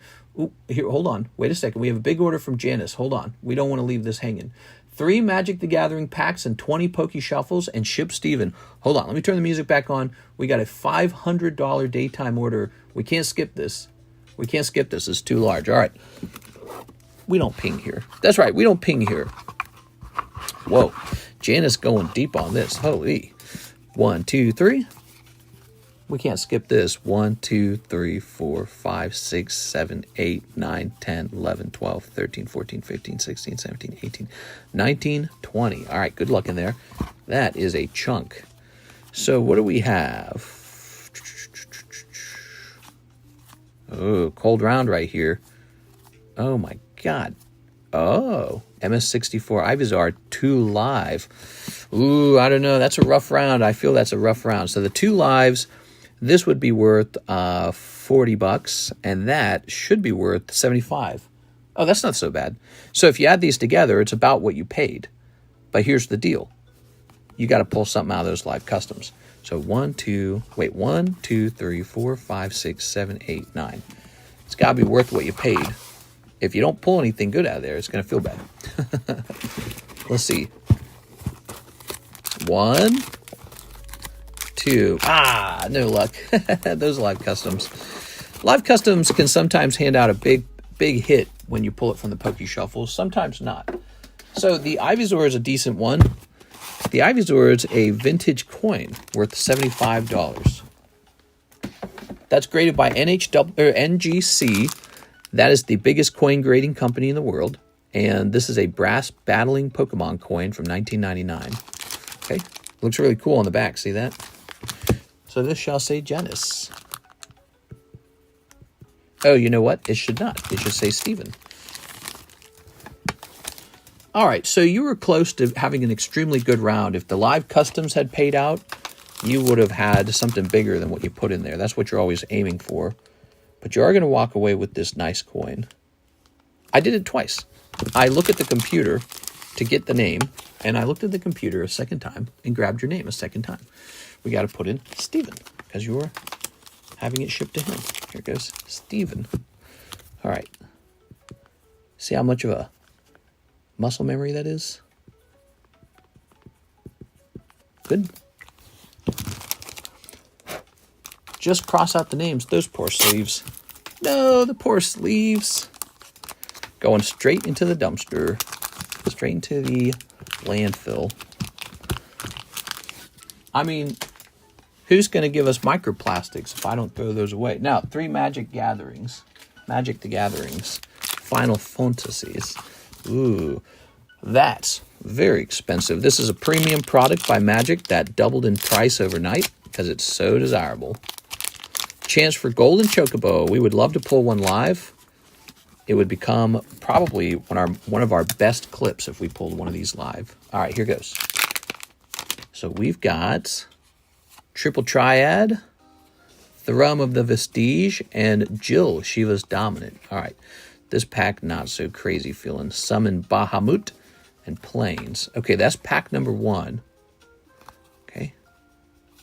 So the Bahamut is a mythic rare. We're going to sleeve that one up by itself. Here's the Thrum and Triple Triad, which is a rare. Very nice. These look very cool, but it is not a Surge foil of Tifa or anything. We would have liked that. Here is Torgal, a Fine Hund. Shiva, Side Quest. Judge. That's so cool looking. Cargo Ship, World Map. Heck Dies, and Guado Solemn. Chocoho? The fish hate you, mister. Here we are. Any Chocobo would be great. Any of them. We would love... The gold one's the one that would make a pretty famous clip if we pulled it. But any of them will do. We're praying for you. Let's see what we got. Come on, RNGesus. Don't let us down. We've got Hero. Ooh, Balthier and Fran. That's cool. Shadowbringers. That's a really nice card too, actually. Look at that. Summon Good King Mog. Okay, now we have Zonda, Dark Mage, Gata, and Luzu. Kefka, Court Mage, Mythic Rare. Cool. Okay, and who's this? Zidane. Okay. Let's get these sleeved up, shall we? So the Kefka is actually a Mythic Rare. Here's the Shadowbringers. One last pack for Magic. Baby Jesus. Here it is. Dear baby Jesus, please bless this meal. Amen. Here's the Dane. Ooh. Okay, Ring of Lucy, Galef, Evil, Cornered by Black Mages, Scorpion, Resentful Revelation. That's going to the front. I like that one. Karis and I could just stay here in Missouri. We thought about that. We thought about moving ourselves to a humble, cheap home. And then this house gets renovated and rented out. And we just rent 2 lake houses and just see how that goes over time. And we live in a humble home, but we rent out 2 lake houses. Here's Hero. Oh, I love that one. Jumbo Cactuar. I love it. That is so fun. Such a fun card. All right. Ooh, a Promise Fulfilled. That's not bad either. I think that's going to do well too. And Grahatia, Furion, Observe Stasis, Bart's and Boko, Forest. All right. I'll rent it. You could. Well, we got a house that could be rented right now, in fact. Here's a Promise Fulfilled. Here's the Jumbo Cactuar. All right. We'll let you rent John's home. You can have the John experience. We won't renovate it at all. You can just come over and see how it is. Jumbo Cactuar. It'll be really fun. And work for you? Nah, I don't know if we'll do that again. That's a good card. Which one? So here's Forest. Ambrosia Whiteheart. The Emperor of Palamecia. Realm, Dragoon's Lance. That's cool. Wind Worst. Giganta Toad. And Item Shopkeep. The John exhibit. Yeah. We'll just leave it in its pure, unfiltered glory. Here's Ambrosia Whiteheart. Smell like cigarettes. It is a very strong smoke smell. He likes to hang things on the wall. There's a lot of wall damage. He would even hang things from the ceiling too. So a lot of things got to be fixed. And it's I do not think he appreciates how expensive that is. It is. I'll knock on his door. I'm gonna go find him. Be like, hey, here you go, Kefka. All right, look at that. I learned a lot as a guy renting to another guy. I've learned a lot from all that. Thrum, Jumbo Cactuar, Promise Fulfilled as a Dane, Shadowbringers. Very nice, very nice. So, all this going to Mr. Steven. There's time to order another one if you wish, okay? I'll stay open another minute if you want any more of these, because those are very special to open. Now, let's go find that bag and get you a label, too. Steven Gonzalez. Okay. I like that you guys are having fun over here with all this. All right. Really want to pull you a chase card. We've opened a lot of the Final Fantasy, and no Chocobos have appeared yet. Well, I'm a family of 4 with 2 kids. Nice. All right. Apparently, the other lake house has been doing well this year. Let's see. The person who manages it is just a guy, and he's got like 1 business partner. It's just the 2 of them, and they are like a startup property management firm. So it's really, it's not like a professional team with multiple layers of people who got to get paid. It's just him and his buddy are running it. And it's funny to see them outperforming like a major property management firm, because that's who we had before. And I think they just have more of an incentive for it to succeed. So I think they're just working harder on it. And I think that's how it is, I'm a general manager at Advanced Auto, and wife is a manager at Harbor Freight. Oh, that's cool, man. So you guys have very similar experiences. Should people keep the wrapper? Nah, no, the wrapper's not worth anything. That's crazy talk. All right, let's see. No, there'll be 12 bazillion of those wrappers. There we go. All right, we got you a label.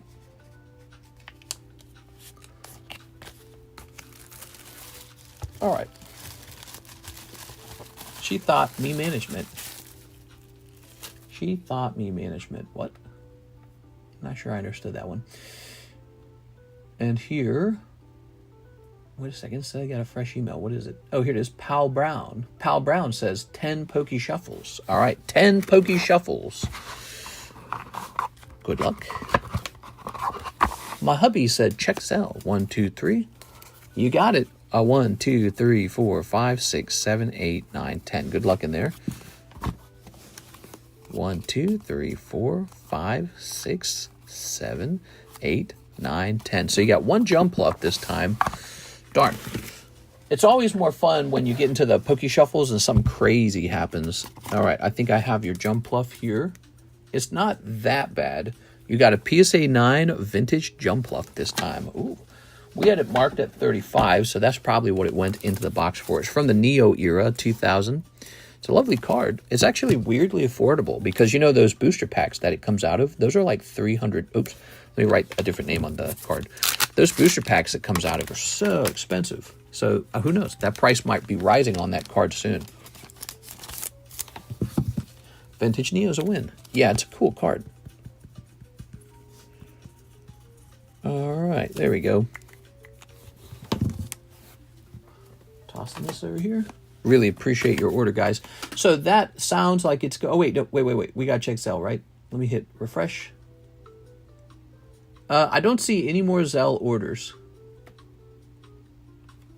So your other lake house isn't on Airbnb anymore. No, that's not true. It's still up. It should be up. And somebody from our group almost rented it. He canceled at the last moment, I think. I think he canceled. Maybe he would be too embarrassed to meet me or something. Yeah, so it's the summertime and it's been rented out, I suppose. We had to spend a lot of money. We spent like over $3,000 fixing a flooding issue at that house. Not a very bad flooding issue, but it could have gotten bad over time. So we spent plenty of money fixing that house up this year. And last year we spent $10,000 on a new AC unit. Ugh. So yeah, it's expensive, man. Welcome to Loves. Oh, by the way, I want to contact him and mention this thing about.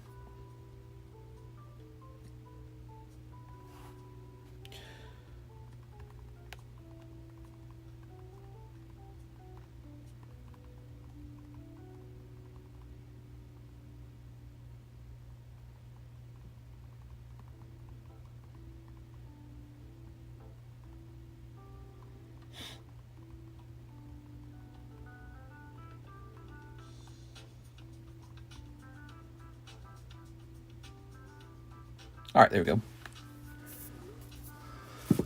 Are you still taking order? Please, mister. Send it in right now. Send it fast. Send it fast.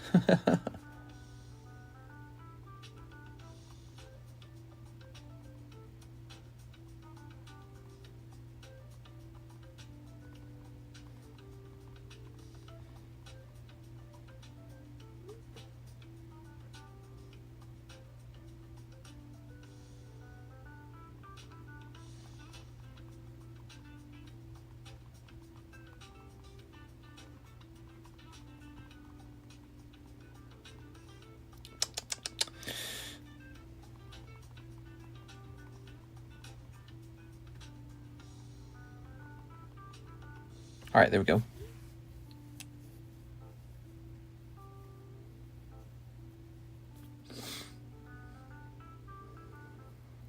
Okay, there we go. We take an anniversary trip in October every year. We haven't been to Missouri yet. Maybe we will Airbnb your lake house. In October? You could do Lake of the Ozarks in October. In October, we might have like... Probably we would be having the motorcycle event in the Main Street area, but you wouldn't really be able to play on the water as much. You probably would not go swimming in that water. It's too cold. So you could go on a boat ride, but you would not want to jump in that water. But you could definitely go on a crispy boat ride. They also have like cruises, so you can get on like a boat tour bus kind of thing. It's a big boat, and it'll take you all around the lake. So that's all probably viable in October. It might actually be really nice to do a water tour bus in October because those big cruise ships are probably way more fun to sit on when the temperature is hitting like 70 or slightly below 70 even if you're in the direct sunlight. But in the summertime, that's the peak season. We get all of our rentals in just 3 months. It's well, a little bit of May, all of June, all of July, all of August, a little bit of September. So those are the months that get all the rentals. You also could plan a vacation down here around the beginning of the what are they? The poker run? No, it's called the shootout. The shootout, which is the biggest boat race out here in Lake of the Ozarks. And it's also considered, I think, the largest unofficial boat race in America. So Lake of the Ozarks, Missouri doesn't have a lot of rules and regulations about what happens on the water as much as other states. And the Lake of the Ozarks lake has really been developed for sort of like extreme sports and people who really, really, really, really love boats. Like there's a lot of lakes all over the country, right? But a lot of those lakes are protected by Army Corps engineers or Ameren or whatever it is. Your electric company doesn't want you playing in it, whatever it is, right? Out here, they do want you playing in it. And so there's a whole community around that. And nowadays, it was the last 2 years, ESPN covers the races out here, and they break like world records on the water. I've been here 5 years. I've never watched the races. I've watched them on TV, but it's always the same thing, isn't it? It's like NASCAR. It's like NASCAR, but in the water. And people, they will bring their boats out and watch from their boats live. I'm never doing that. I'm too busy. Maybe if I was on vacation, I'd do it. It's funny, I never vacation though. Nope, that's correct. The longest is in Outer Banks. If I'm ever on the water, it's to paddleboard. Let me look it up.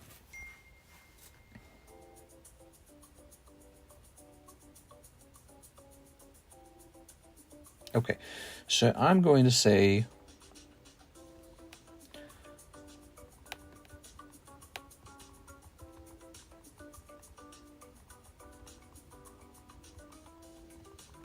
you know how people are when they advertise, you know, they tell lies. We have the #1 pizza in town. Yeah, sure you do. Yes, it's true. Lake of the Ozark hosts one of the biggest and most well-known powerboat races in the United States, but here's some context. Lake of the Ozarks Shootout, often billed as the largest unsanctioned boat race in the United States and possibly the world. It features around 100 high-performance boats, many reaching speeds over 200, and attracts over 100,000 spectators. It's been going since 1989. It's unsanctioned, meaning it's not governed by a national body like APBA, but is huge in scale and local popularity. What else is big? In sailing and rowing, there are other massive established races. The Head of Charles Regatta in Boston, Chicago to Mackinac race is the longest annual freshwater sailboat race, and Port Huron to Mackinac is another major freshwater yacht race. So what's most accurate? If you're talking about fast power boats, the Lake of the Ozarks Shootout is rightfully the largest unsanctioned mega race event in the U.S.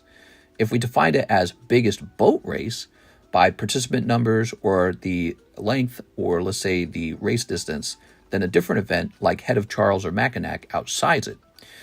Too long don't read. Yes, the Ozarks Shootout is huge, the biggest unsanctioned powerboat race stateside. However, if it's traditional rowing or sailing, some of which have more participants or a longer history and formal sanctioning. Okay, cool. So there you go. So the Mackinac. Oh, it's Mackinac. Okay. So then it's the largest powerboat race.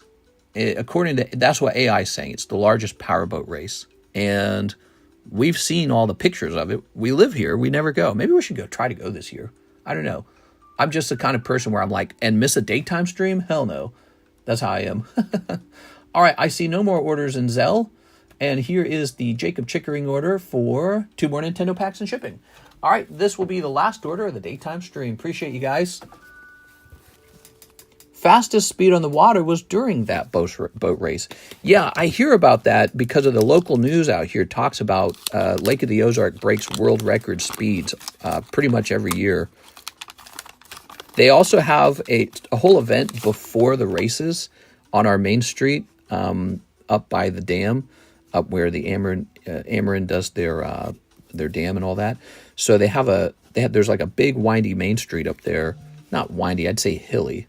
And they have this pre-race event that's super packed where they show off all the boats. So all the boats are sort of like turned sideways on these massive boat holders, and they line the streets. I should go to it so that I can record it before we move, if we move, which, again, we kind of want to. I should record that at least one time. I should go to these races one time. Just been really busy, not living life. Wait, I was about to order 2 dozen eggs. Those boat motors are worth millions. Oh, you don't have to tell me, because there's also boat shows out here with boats in the water, and they show the prices. And even a small power boat is over $1 million. Over. So what's really fun out here is you can like go to the local high-end grocery store. I mentioned it the other day, like Deerberg's. You can go to Deerberg's, and if you go shopping in there, you'll run into people from like powerboat racing teams, and they'll still have all their outfits on with all their sponsors, and they'll be like buying some food, and you'll just see them walking around the grocery store because, you know, they're out here to do their stuff. They're out here to practice. They're out here to do professional fishing. If you didn't know this about Lake of the Ozarks, another thing that Lake of the Ozark hosts an enormous number of fishing tournaments. So if you're a guy who ever wanted to get involved in fishing tournaments, this is a very good place for that. It's like 24/7, it feels like. Every week you hear about another guy winning like the 40,000 biggest bass of spring 2025. But some of them are really big prizes too. You'll hear some guy won like a boat or some crazy shit like that. And yes, and it'll be like young dudes too. Is really surprising. A lot of young men get involved in that stuff. Not me. I don't go fishing. So there's like a fishing tournament like every other month, it feels like, and it's so much you can't keep up with it. But they will stream those live actually, so you can watch them. You can watch them do their fishing, and that's pretty fun sometimes. It's fun watching them. They know all their stuff. They got like a strategy. They got a nice boat, and you'll be like, hey, we recognize that part of the lake. So it'll be cool like that. There you go. I looked up live Dragon Fable, and you're the only one streaming. Yet nothing to do with Dragon Fable. LMAO. Thanks, YouTube. What? It said, here's TCC. Let's see what this channel is about besides pulling cards. Well, we also have talking about politics. Dang it, Trump. All right, guys. That is the end of the stream. High dollar bass tournament. Yeah, there's high dollar bass tournaments out here virtually all the time. Every year, constant. One of the guys I was talking to is a property management guy. He's a young man, and he does property management, and then he does yard work, and then he participates in the bass tournaments. So that he's like this super successful guy. I ran into him because we were trying to hire contractors to do some work on our homes. And he's like, I do property management, I do property work, you know, like serious property work, and I'm like a winner at these bass tournaments. I always said Bass Pro Shop. So these bass tournaments on the lake, he's got his own boat and everything. I'm like, dang, dude, you got it all sorted out. This place is perfect for you. So some people are living that way. Bassmaster, yeah. I had a lot of fun, guys. I'm hopping off now. See you tonight for the late night stream for Wednesday. See you, everyone.